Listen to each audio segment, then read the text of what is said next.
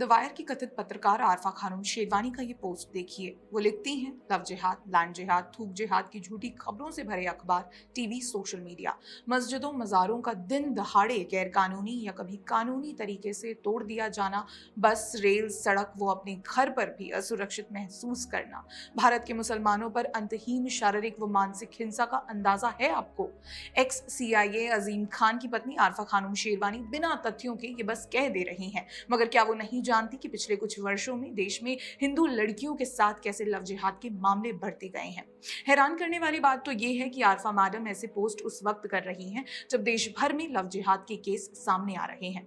अक्सर सूटकेस में मिलने वाले शव, धोखे से निकाह करने वाले मामले और जबरन धर्मांतरण के कई केस खबरों में देखने को मिलते हैं, लेकिन आरफा खानम को अपनी पहचान बदलकर किसी हिंदू लड़की का धर्मांतरण करने और फिर उससे निकाह करने के मामलों में कोई सच्चाई नजर नहीं आती। हमें यह भी नहीं भूलना चाहिए कि जब भारत सरकार ने आतंकवादी संगठन popular front of India PFI पर प्रतिबंध लगाया तो पीएफआई के ठिकानों से कई आपत्तिजनक दस्तावेज बरामद किए गए थे, जिसमें मुस्लिम पुरुषों को हिंदू महिलाओं को प्रेम संबंधों में फंसाने और फिर उन्हें इस्लाम में धर्मांतरित करने के लिए मोटी रकम, एक आलीशान घर और सभी जरूरी मदद की पेशकश की जाती थी।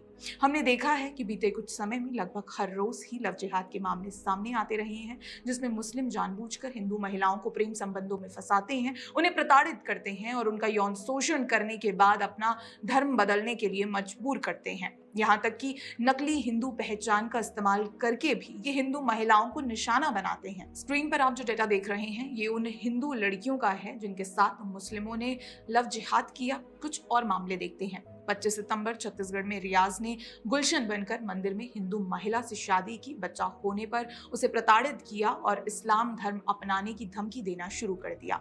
22 सितंबर को उत्तर प्रदेश के आगरा में मुस्लिम युवक फहाद ने दीपक बनकर हिंदू महिला से दोस्ती की और उसे इस्लाम में धर्मांतरित किया। शादी के बाद उसे वैश्यावृत्ति के लिए मजबूर किया गया।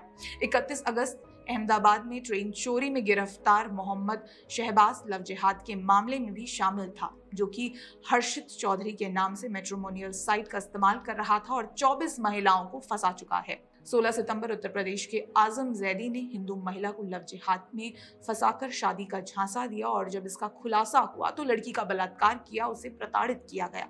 लव जिहाद के मामलों से जुड़ी ये लिस्ट बहुत लंबी है जो आरफा खानम शेरवानी आपको कभी नहीं बताएंगी। वैसे आरफा मैडम लैंड जिहाद को भी फर्जी बता रही हैं। ऐसे में आरफा मैडम को ये जानना जरूरी है कि मुस्लिम समुदाय बार बार सरकारी संपत्ति पर अपना हक जमा रही है, वहां अवैध निर्माण करा रही है, चाहे जंगल हो, पहाड़ हो या फिर मैदान हो। चादर और फादर का बिजनेस बराबर गति से देश भर में फल फूल रहा है। पिछले सप्ताह का ही मामला है दिल्ली वक्फ बोर्ड हिंदू मंदिरों, डीडीए कार्यालयों, डीटीसी बस डिपो और यहाँ तक कि एमसीडी के कूड़े के ढेरों को भी अपनी संपत्ति बता रहा है। अभी कुछ दिन पहले दिल्ली में कुछ मंदिर भी वक्फ की संपत्ति के दायरे में बताए जा रहे थे।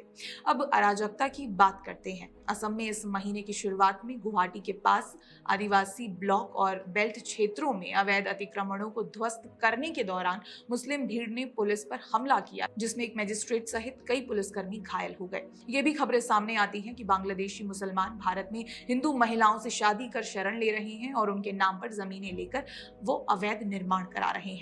कुछ महीने पहले उत्तराखंड से ही खबर सामने आई थी कि राज्य सरकार ने लैंड जिहाद से 5000 एकड़ जमीन को बरामद किया था। स्क्रीन पर नजर आ रही वीडियो देखिए। ये वीडियो उत्तराखंड की है जहां पहाड़ के किसी कोने में मजार ही बना दी गई है। अब आरफा खानम शेरवानी से मेरा सवाल है कि क्या इसे लैंड जिहाद नहीं कहा जाएगा? लैंड जिहाद से आगे बढ़कर थूक यानी स्पिट जिहाद की ओर बढ़ते हैं, क्योंकि इसे भी आरफा मैडम फर्जी बता रही हैं। स्क्रीन पर चल रही है, ये आस्था है, ये कोई थूक नहीं रहे चमचों पे, ये बर्तनों को कोई छूट नहीं रहे। अब इस खबर को साबित करने के लिए हमें आपको वीडियो दिखाने होंगे। स्क्रीन पर नजर आ रहे ये सारे वीडियो ध्यान से देखिए। कभी सब्जी वाला, कभी जूस वाला, कभी बाल काटने वाला या कभी मदरसे वाला, ये सभी खुलेआम स्पिट जिहाद करते हैं। मगर बड़ी बात यह है कि अब इन पर कार्रवाई हो रही है। हाल ही का मामला है जब नोएडा के एक ढाबे पर यामिन के बेटे चांद को रोटी बनाते समय उस पर थूकते हुए देखा गया था।